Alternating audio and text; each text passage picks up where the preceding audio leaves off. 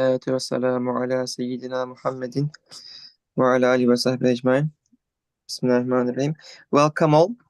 Today, inshallah, this is our final installment of this, although we won't be able to finish all the phrases.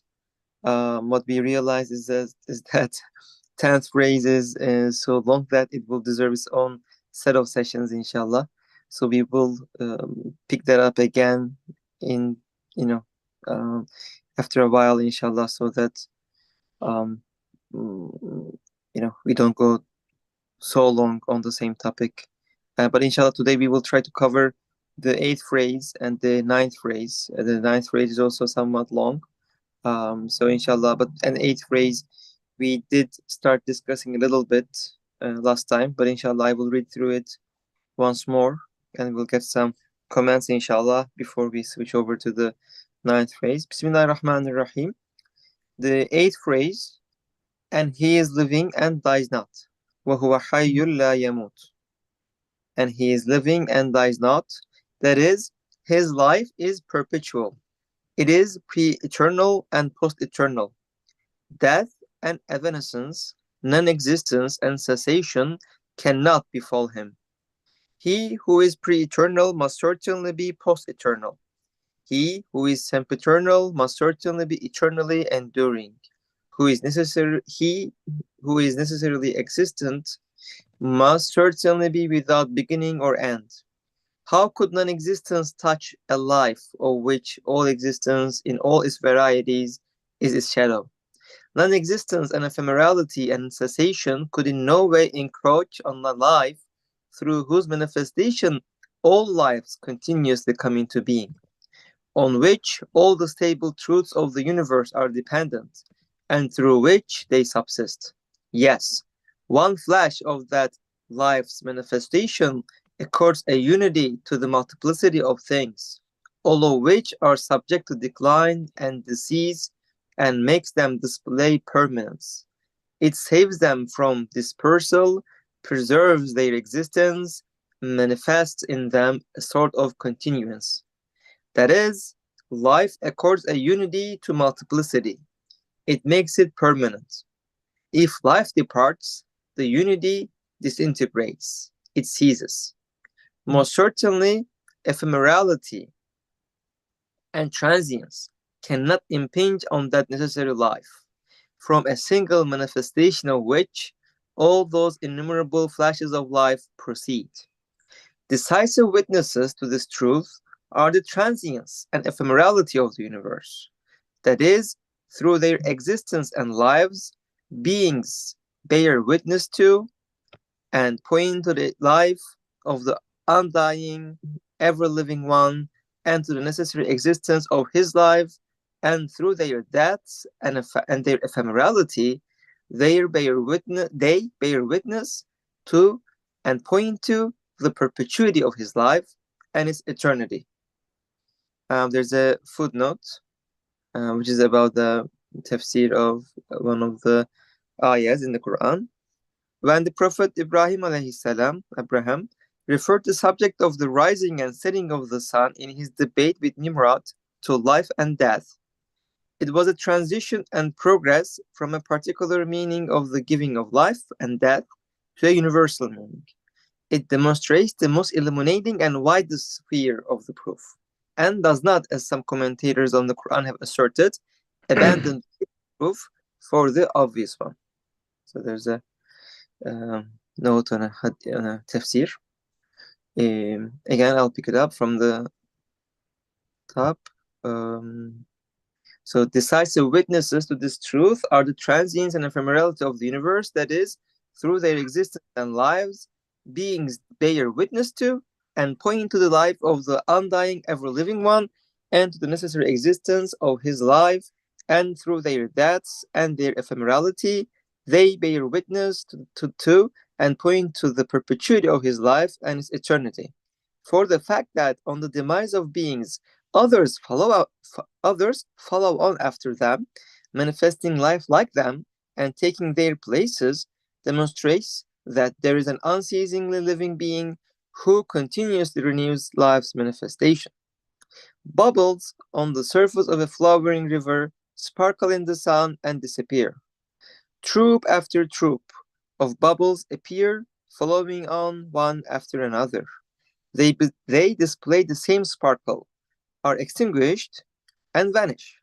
Sparkling and being extinguished in this way, they point to the continuance of an elevated, enduring sun.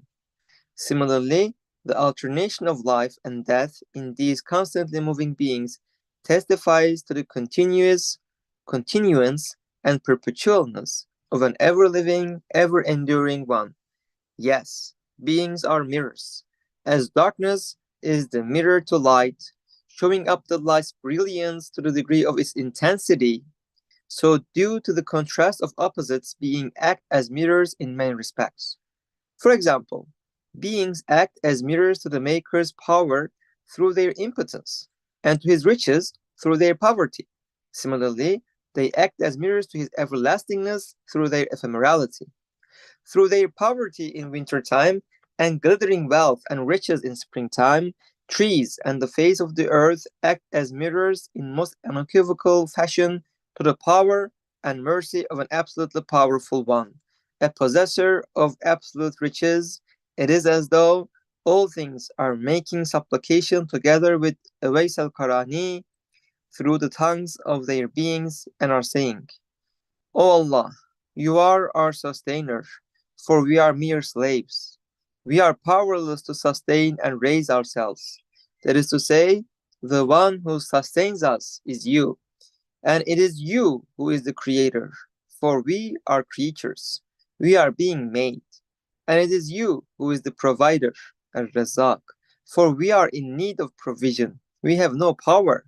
That is to say, the one who creates us and bestows on us our provisions is you, and it is you who is the owner, because we are totally owned property. Someone other than us has power of disposal over us.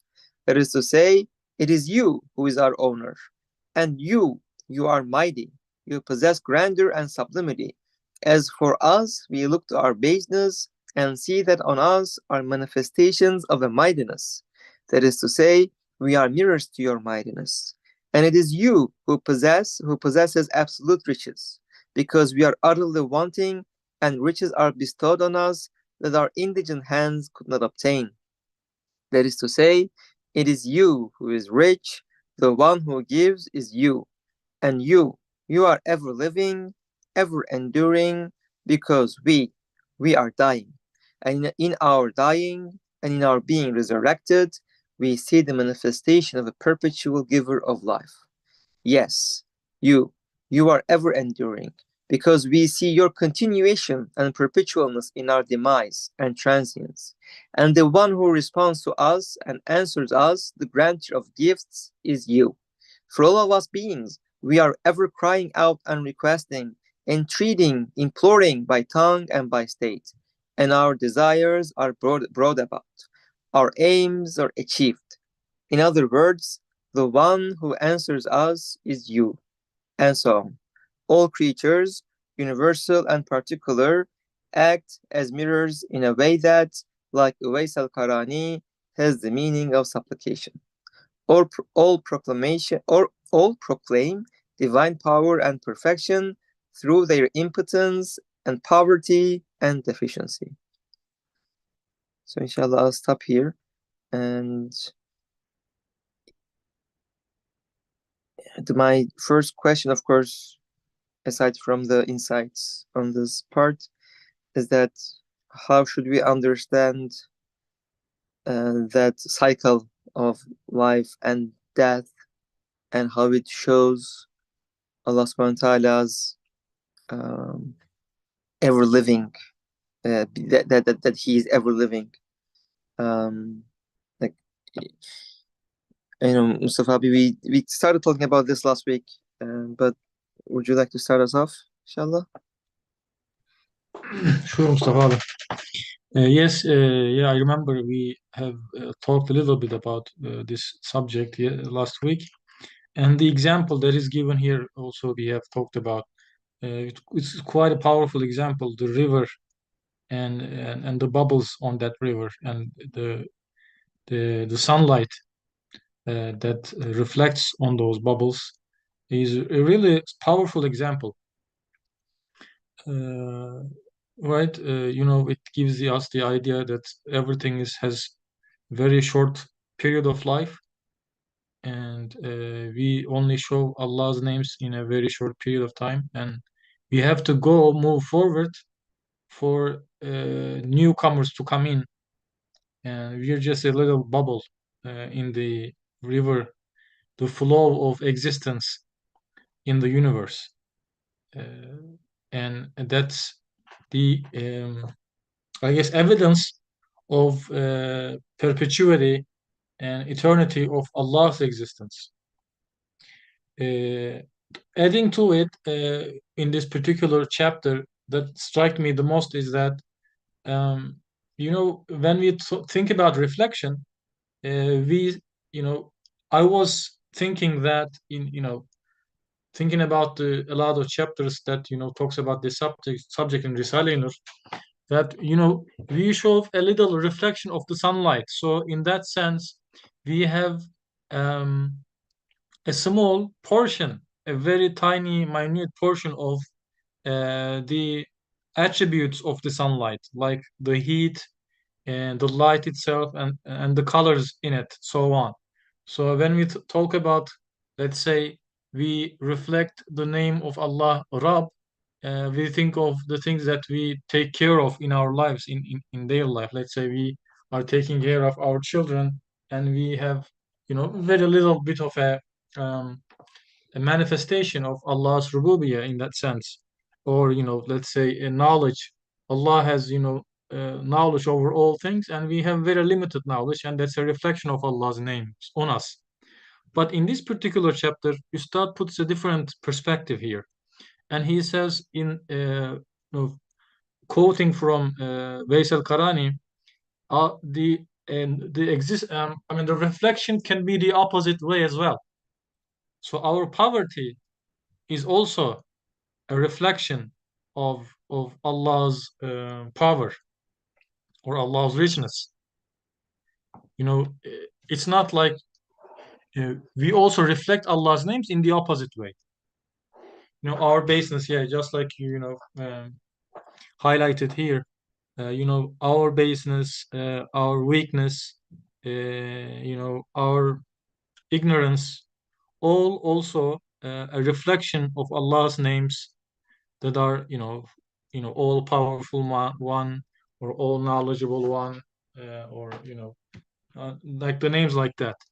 So this is very powerful. We don't think of it this way as much. Maybe we should focus on these reflection in an opposite way more, to understand our condition, in front before Allah, to supplicate Him better.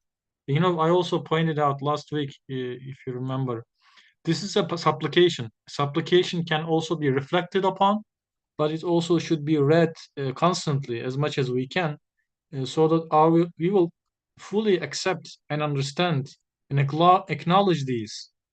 It's not just enough to talk about and reflect upon, but it's about constantly remembering, if you will, about what it means to be weak, you know uh, infinite weakness, if you will, infinite weakness and infinite ignorance before Allah's infinite power and infinite knowledge and things like that.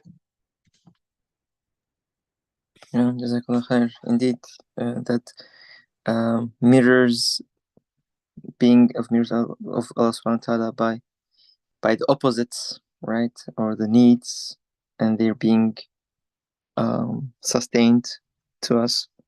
Or the needs being met. I think, right? Is then probably even a stronger mirror to Allah's power. Yeah, Jazakallah. Koyun Hocam, any insights on your end that you would like to add to this? Assalamu alaikum. Wa alaikum salam. Mustafa talked at the end about knowing our condition. Yeah. I find it's very difficult to be able to actually articulate as a human being what our condition is, because we know Allah's essence is a no-go area. We can't define what Allah's essence is. Actually, we know this. We know we can understand his names and attributes, and the same applies to the human essence. There's no way we can know what we are. This is because we come from nothing, and we're given existence. Existence, we're created, and we're given a kind of existence which is mirror-like. And this mirror-like existence is able to reflect divine names. Now, what that mirror is, how it's created, what it's created from, what kind of ontological status it has, we can never know. And I've always, many, many years ago, I always used to criticize Christians for talking about mysteries. They have too many mysteries. And in fact, yes, many of their mysteries actually are kind of self-concocted, kind of sophistic mysteries, which we can reject. But the one mystery that we can't reject is the mystery of our own essence as human beings, because we are not Allah, clearly, but we are from Allah. His reflections are on us, and one of the most important that we see here in this particular passage is Qayyum. Allah is self-sufficient and self-sustaining, and this is the secret behind our continued identity and our continuance, because we are nothing, we come from nothing, we can't create anything. From moment to moment, we are in existence, we are coming into existence continuously and being created and recreated, dying and living, dying and living. But our, if you want to say, default state is zaf and nothingness, weakness and nothingness. In other words, we are summoned into existence by his command, just as a king would summon a servant. And as long as his command is flowing and outgoing, then we exist. If he rescinds or retracts or stops his command, and I think we know that this is not going to happen because he is Amir Mutlaq, then we would cease to exist. So from moment to moment, as a mirror-like thing, we are reflecting his absolute and infinite and never-ending shu'unat of names. His names are constantly being reflected. And we, in our evanescent state, from second to second being recreated, we catch the white light of his names and we refract them into the millions and millions and millions of names, just as white light refracts into, as Microsoft tell us, 16 million colors, but of course we know it's more than that. So yes, we are mirrors, he says. Yes, beings are mirrors, as darkness is the mirror to light, showing up the light's brilliance to the degree of its intensity. So due to the contrast of opposites, beings act as mirrors in many respects. Darkness has no existence. Darkness is a relative lack of light. We have no existence. Our existence is a relative lack of the divine names. And the degrees to which the divine names reflect on us determines our relative existence in this world and our continuance from one moment to the next. Thank you. Thank you. Thank you very much, Quran Hocam. Another aspect or small maybe aside that I would like to get attention or the reflection from maybe Mustafa Abi is this footnote. I know if everyone is familiar with this set of ayahs or this story with Ibrahim alayhi salam and Nimrod, and when he says, Ibrahim alayhi salam says, of course Nimrod is a king that claims to be a god. Then Prophet Ibrahim alayhi salam, they talk, and what he says is that my Rab, my Lord, can create life and death. And then Nimrod brings two prisoners and orders one to be killed and the other to be released. And then, of course, says, oh, okay, I gave death to one and life to another. And then Prophet Ibrahim alayhi salam tells, my Rab, my Lord, is the one who, you know, rises the sun from the east and sets it in the west. And would you be able to do that, the opposite, like raise it from the west and set it in the east? And of course, he cannot do any of that. And there's a note here about the explanation of the transition of from one question or one set of challenge from Ibrahim alayhi salam to Nimrod to the next.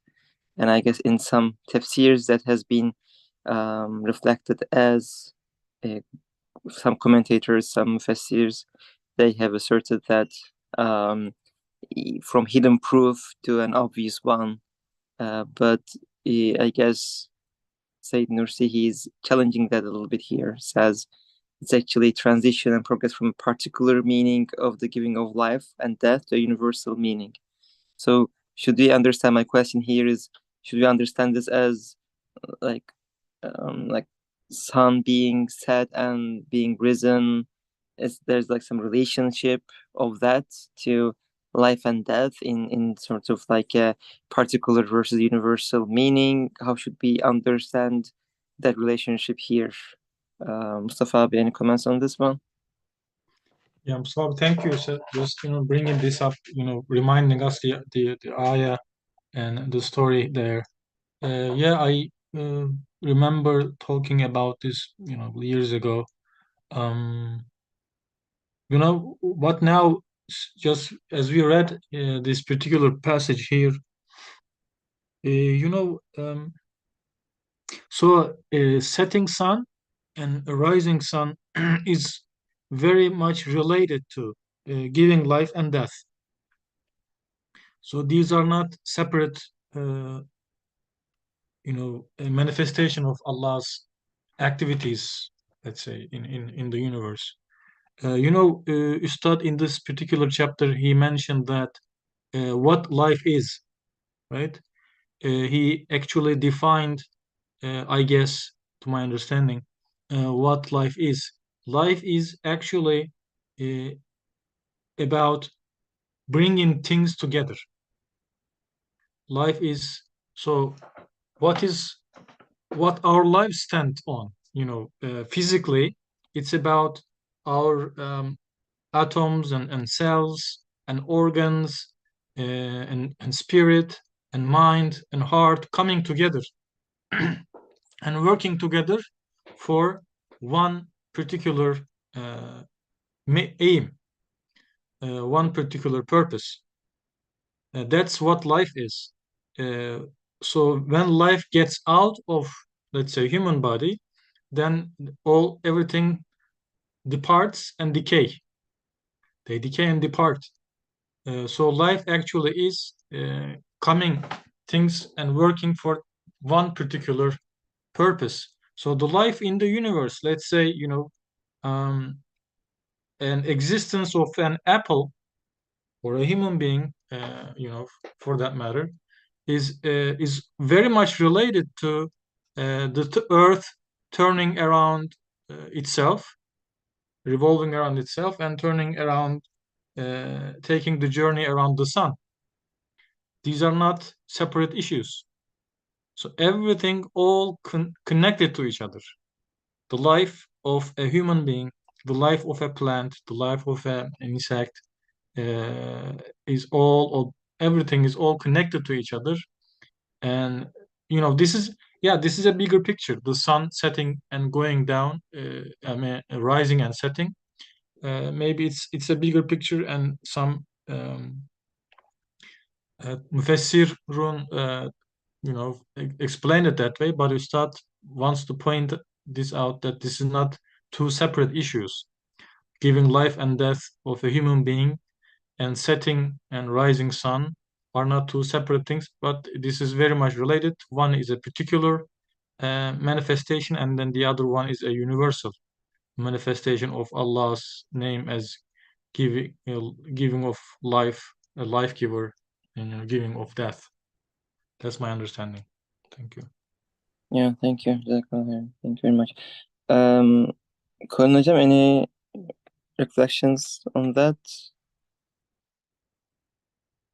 before we? I think that we know that Quran is a symbolic portrayal of existence, as well as being, if you like, a chronicle of certain events, which we can historicize them. We can talk about historical Abraham, alayhi salam. We can talk about historical Nimrod.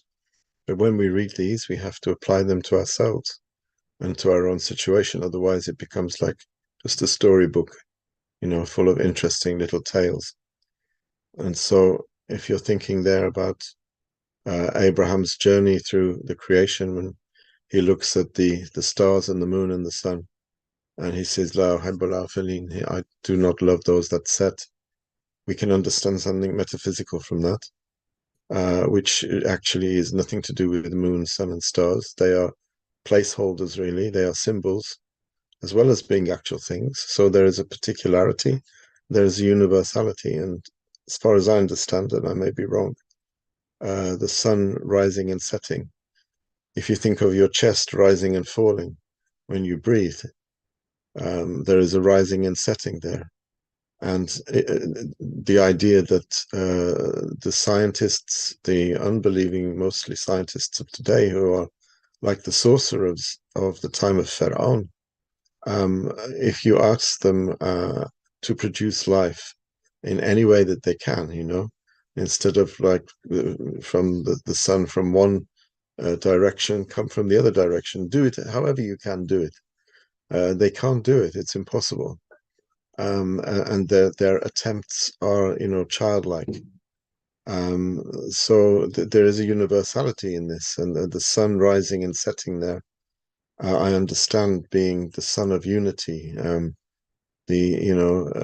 Shams Tawhid, Allah's unity, and all of his names are needed and used in the creation of human beings, and they rise, we rise and fall, we come from nothing, we go back to nothing, and in the middle we have this brief evanescent period where we exist, and these verses are indicative of that, and they're teaching us something, and we should never ever think that these are historical stories. Maybe they were, maybe all of these things happened in exactly this way, and of course they were historically, we can say they were human beings who existed, all of our prophets, salatu salam on all of them. But their stories in Quran are teaching stories for us to understand. And this is a very important one. Life, we cannot replicate it. We cannot create it. However we try, whether from the east or the west, it makes absolutely no difference. Anyway, that's my, it's not an addition to what Mustafa said, but that's how I see it at the moment. Yeah, Jazakallah khair. No, indeed, that's really good feedback and good insight, because that perspective of seeing Quran just beyond tales and understanding the inner meaning, and how Ibrahim alayhi salam, like connection of that was also interesting to me, actually, like the la uhibbul afilin, right? I mean, I do not like the things that set. So it is like the sun goes away, it dies, and then comes back the next day. It's like a cycle of life. It's a universal example, like there, like the connection of the different actions, the cyclic motion of the universe, showing this life and death, and reminding of those cycles. So they are very connected. Thanks a lot for that. So as I mentioned in the beginning, I would like to go through the ninth phrase as well. It is a long one, so I would like to, read through it, and then we'll have some insights.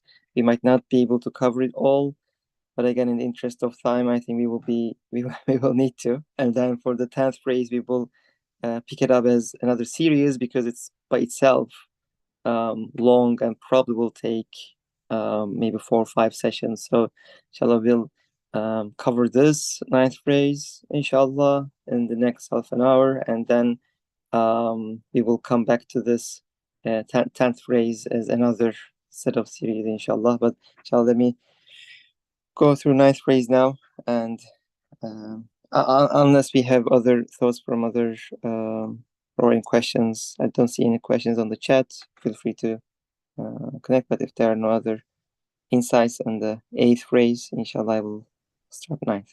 I just have one suggestion. I mean, you're the boss, but just a suggestion.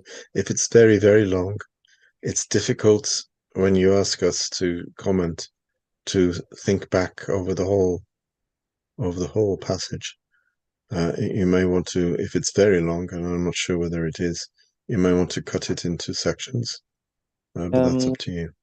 Yeah, let me see if there's a natural stopping point. I can. There's at least one question about the from when going from knowledge to will.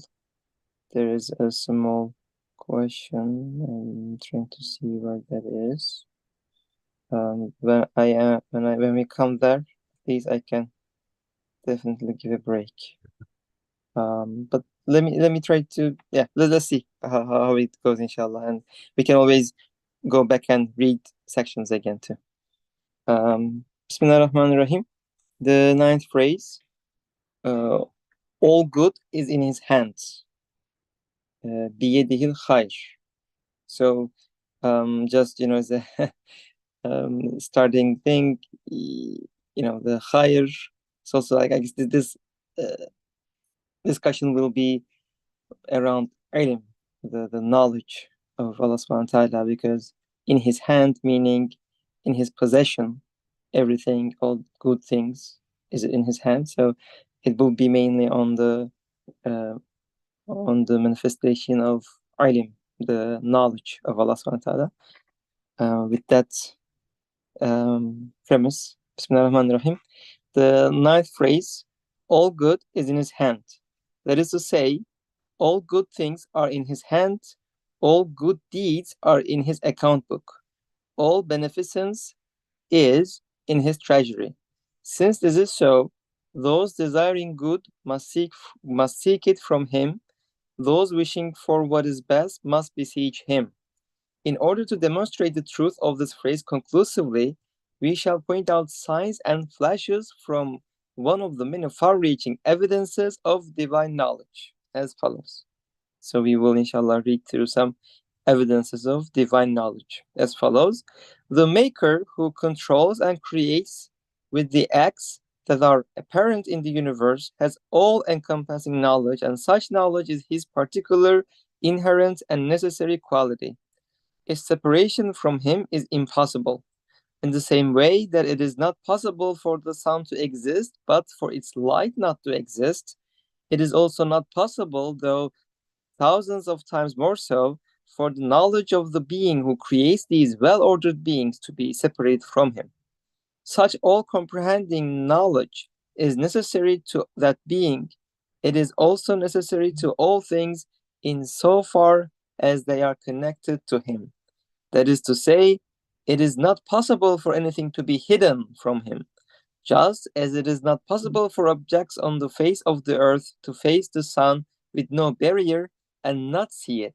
So is it 1,000 times less possible, it is impossible for things to be hidden from the light of the all-knowing one of glory's knowledge, for they are in his presence. That is, everything is within the range of his sight, is before him, is within the compass of his witnessing. He penetrates into all things. If such possessors of light as the inanimate sun, impotent men, and unconscious X-rays can see and penetrate everything that faces them, although they are contingent, defective, and accidental. Surely nothing at all can remain hidden from or be beyond the light of pre-eternal knowledge, which is necessary, all-encompassing, and essential. The universe contains incalculable signs and marks pointing to this truth, as may be seen in the following examples. Maybe per Colin Hocam's comment, we might stop a little bit here, maybe 5 minutes. But this connection to sun and its light, and that to Allah subhanahu wa ta'ala and his knowledge, and also this example of X-rays, I think is an interesting one too, right? Like seeing physical things through actual waves of light, and how we can connect this to Allah subhanahu wa ta'ala's all-encompassing knowledge and this example of sun. Mustafa, would you like to share your insights on this example? Sure. It just again reminded me what just Colin Hocam said in the previous chapter. Regarding our limited understanding of Allah's existence, and we will never actually reach an ultimate, I don't know, a good level of understanding, I guess. You start just giving us examples. Even sun, the example of sun itself is a small lamp for within Allah's universe, among Allah's creation. It's a small lamp, and for us it's huge, and we just use it as an example of how Allah is powerful, and his knowledge penetrates into everything. And Ustad again also gives the example of X-rays and things like that. And this is the X-ray itself is a defective. Our understanding, our minds, let's say it's like an X-ray to penetrate into the reality, and it's also very limited. And this is just I guess this is a simple, very small attempt, or let's say a dua, an actual dua to try to understand Allah's not essence, but getting closer to Allah. And it's actually about understanding our weakness. So this is, I guess, a reminder of how limited we are, and again how limitless Allah's existence, and all good is in His hand. Good itself is about existence, right? It's wujud, and Adam is the opposite, and that's the evil. And Adam is abandoning, let's say, existence, wujud. In terms of wujud, we have no power at all. We just ask for it by our actions or physical or verbal du'as, and everything is just in His hand. Thank you. Colin Hocam, any insights onto this example of sun and its light, to Allah subhanahu wa ta'ala's attribute of knowledge, is ilm, from your end? Initial reflections.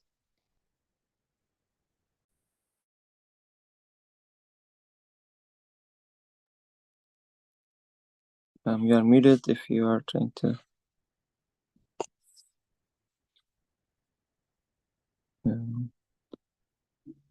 Okay, maybe there might be some technical issues there. We cannot hear Colin Hocam. You still appear to be muted. But maybe I'll keep reading. Yeah, inshallah. And there'll be some examples, I think, after this too, which can open things up a little further, and hopefully Kul Najam would fix his audio until then. Bismillah. Okay, the universe contains incalculable signs and marks pointing to this truth, as may be seen in the following examples. All the instances of wisdom apparent in beings point to such knowledge. For he who performs his works kindly and graciously must know, he must know what he is doing. And all well-ordered beings, each with balance, and all finely balanced and measured shapes and forms, each with order, also indicate such all-encompassing knowledge. For to carry out work with wisdom means to do it with knowledge, and all favor and adornment point to such knowledge. For he who works skillfully and in a measured and balanced way is surely relying on a powerful knowledge. And the regular measuredness apparent in beings, their shapes cut out with a view to purposes and benefits, and the fruitful situations and assemblages as though arranged according the principles of divine decree and the compasses of divine determining, all demonstrate an all-embracing knowledge. For sure, it is by virtue of all-encompassing knowledge that each thing is given an ordered, distinct form, as well as a particular shape that is appropriate and beneficial to its life and existence. It could not occur in any other way. Also, it is only through all-embracing knowledge that the sustenance of animal creatures is provided in a suitable form, at the appropriate time, from unexpected places. Because since the one who sends the sustenance knows and recognizes those who are in need of it, and the appropriate time to send it, and perceives their need, he is able to provide their sustenance in a suitable form. Also, although it is not clear to the creatures themselves the appointed hour of their deaths, which is tied to a law of determination, demonstrates a comprehensive knowledge. For although its time does not appear to be determined, the death of all groups and individuals is appointed within a period of time with a beginning and an end. The fact that the seeds, fruits, and results of a thing are preserved at the time of death, since they will continue its duties after it and are the means of its transformation into a new life, demonstrates an all-encompassing knowledge. Also, mercy's benevolence, which encompasses all beings and is in a form appropriate to each, demonstrates all-embracing knowledge within vast mercy. For the one who feeds the offspring of inanimate creatures with milk, for example, and assists the plants of the earth needy for water with rain, most certainly knows the young and their needs, and sees the plants, perceives how necessary rain is for them, and then sends it, and so on. All the manifestations of wise, kindly mercy demonstrate all-comprehensive knowledge. Also, the care and attention, the artistic fashioning and skillful decoration and art in all things demonstrate all-embracing knowledge. For it is only through a profound knowledge that an orderly, adorned, artistic, and purposeful state can be chosen from among thousands of possible states. The choice apparent in all beings demonstrates all-encompassing knowledge. Also, the total ease in the creation and origination of things points to perfect knowledge. For the facility in achieving a certain situation is commensurate with degree of knowledge and skill. However well it is known, it will be achieved with that degree of ease. Thus, we see that beings, every one of which is a miracle of art, are created easily, without trouble or confusion, in a short period of time, in a wondrous yet miraculous fashion. That is to say, there is infinite knowledge, since it finds expression through infinite ease, and so on. There are thousands of various signs like those mentioned in the examples above, indicating that the being who has free disposal over the universe possesses all-encompassing knowledge, that he knows all the attributes of all beings, then he acts. Since the universe's owner has such a knowledge, he surely sees human beings and their actions, and he knows what human beings deserve and what is appropriate for them. And he deals with them and will deal with them in accordance with the requirements of wisdom and mercy. O man, come to your senses. Think carefully of just what sort of being it is who knows you and watches you. Think of it and pull yourself together. Okay. As again promised, to stop in a place where we can, there were some examples of how we see manifestations of knowledge through kind taking care of all the creatures, and how artistic and artful things are being made, and how easy they are being made, all showing signs of knowledge. So and I hope Kulun Hoca's microphone is also fixed. Kulun Hocam, any initial reflections on the manifestations of knowledge in the universe?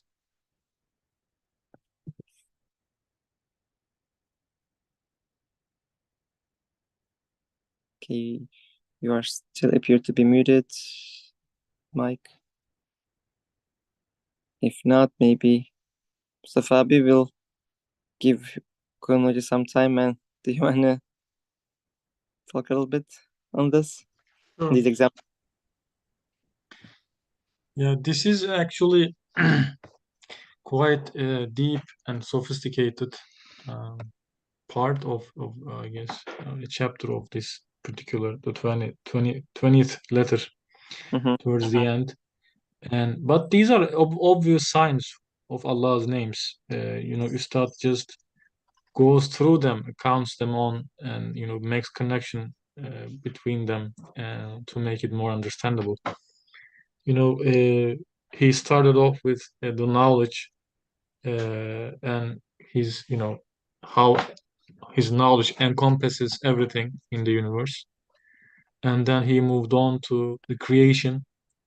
And, within the creation, he talked about, let's say from a human perspective, like planning and, then putting that plan into, existence, exerting that, plan into reality. Just like, just imagine a construction business. You have to have a plan before anything, right? We can even mention, you need to get licenses, to start up, to land, to carve things down, and to make the the fundamental, right, of the building. And then you have to, plan it.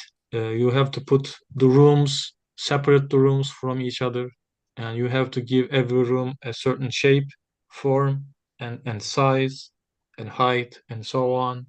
And think of it as a palace. Maybe you need to have adornments, and all adornments has to be connected to each other in an artistic fashion. You have to have columns in a certain size. You have to use certain materials in a certain portion of the building, and so on and so forth. It's a long. This is a it's itself a science.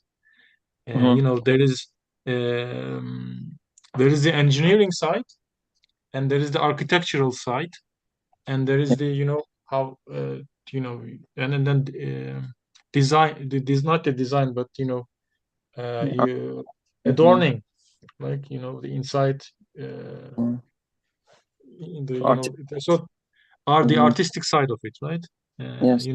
Then there is the furniture and things like that. You put a vase in a certain angle in a certain particular place and things like that. So Yeah. it's there is wisdom, there is knowledge, there is so many things in coming into perspective, working together. And this is we're just talking about a little building, and think about the universe. starting from, animate creatures to the stars. When you try to think all of them together, it just blows your mind. Yeah. It's so difficult to, embrace all of it, acknowledge all of it, encompass all of it together. So Ustad went through all of these, in the universe, how skillfully and how measured, how balanced things are coming, and there is the flow of materials. Mm, When you put the building in, and you make, you finish it up, and it stays there. mm, But just think, every part of it just changes every time, mm. every second, every Yeah. day. You change things so quickly, and this is Yeah. just, it just blows your mind. It's impossible for humankind, or even the biggest construction company on earth, to do something like that. Yeah. It's fun. Yeah. It's so amazing.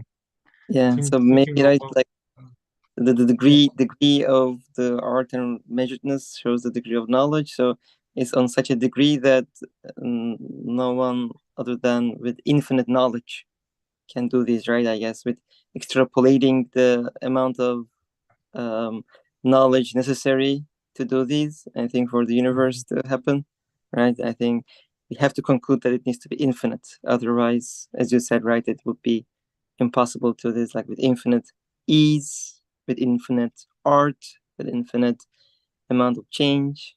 It necessitates that it needs to be also infinite knowledge. SubhanAllah. Yeah. Thank you. I think Colin Hojam's microphone might be fixed now. Assalamu Yes. alaikum. Alaikum Sorry, it wasn't my microphone. It's quite relevant. I suffer from chronic insomnia. I have done now for a few weeks. And actually, from one moment to the next, if you can't sleep, you realize you don't have any power at all. You realize that there is a certain knowledge which is needed in order to activate and to create your sleep, to create your wakefulness. We think we can just fall asleep easily. We close our eyes and we go. It's not like this at all. As we were talking before, from one second to the next, the breath comes and the breath goes. And Allah is living. In other words, His livingness is proof that we are not living, that we are summoned into existence from one second to the next. This is a divine secret. We experience it, so we know it's real. It's not imaginary. From one second to the next, he has to have infinite knowledge to be able to, in a sense, join the seconds to each other. Just as we are doing if we are building a house, we put one brick, then another brick, then another brick. But this is not ad hoc. It's not accidental. We have a plan. As Mustafa was saying, we have the whole plan of the house. We know exactly what has to go where because it's been planned. And therefore we can put one brick in at a time. So whoever puts in the bricks of our being from second to second has the whole plan, because the whole plan is present with him. And according to his amr, he creates as he wills. So I can lie there for like 4 hours and not be able to sleep. And then at the end of it, he will make an amr and I will sleep. I can't do that. I can't do that myself. I have no knowledge of how he does it. It happens to me.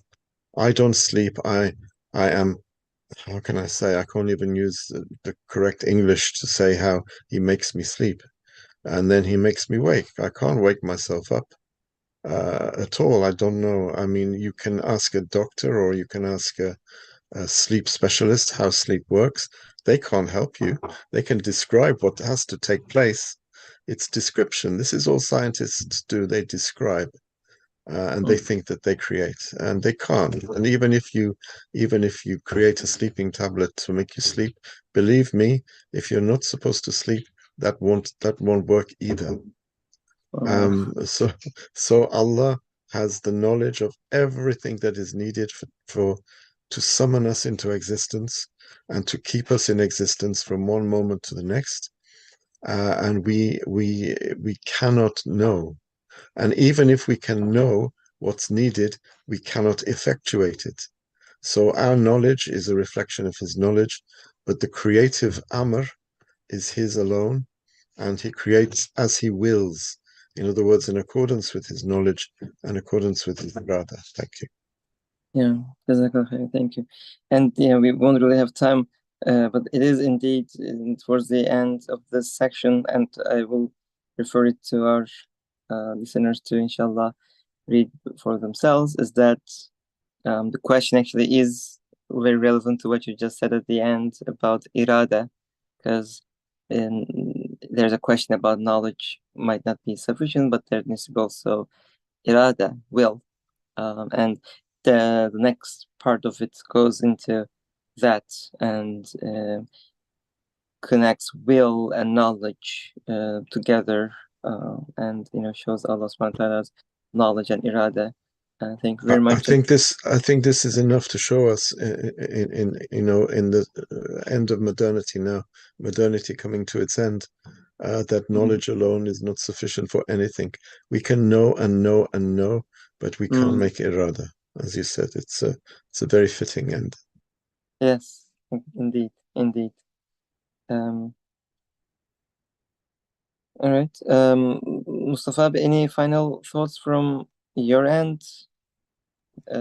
We won't be able to read this irada part, but it's definitely again, our readers, our listeners, inshallah. I just wanted to say I was just thinking about when we were reading the chapter.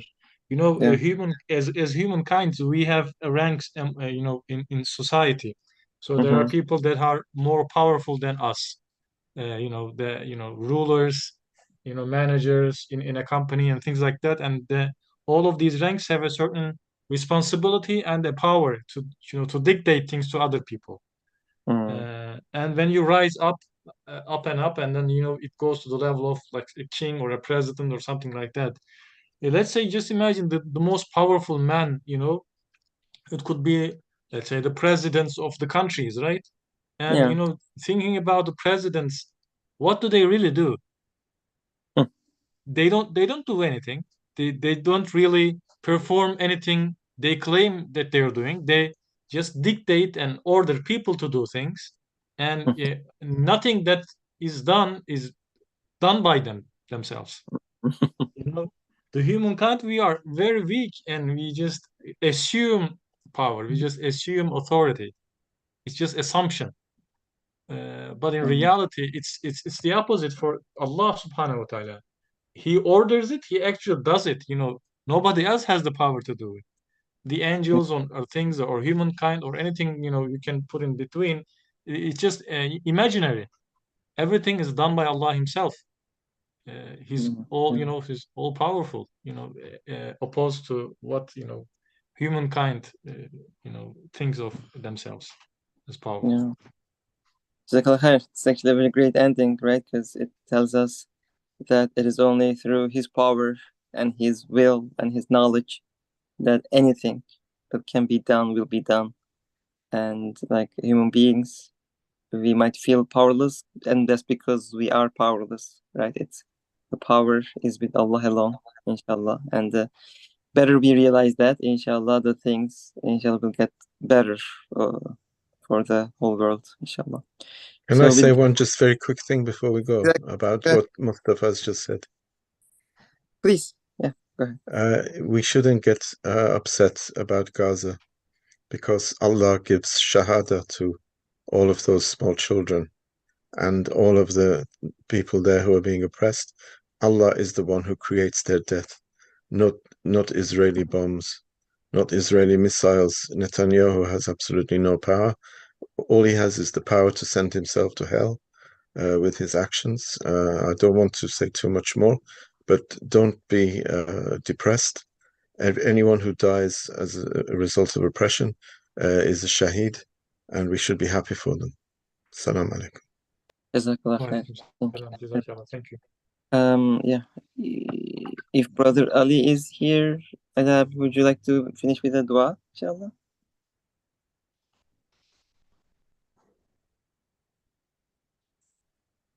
If you're able to. If not, maybe Cezmi abi.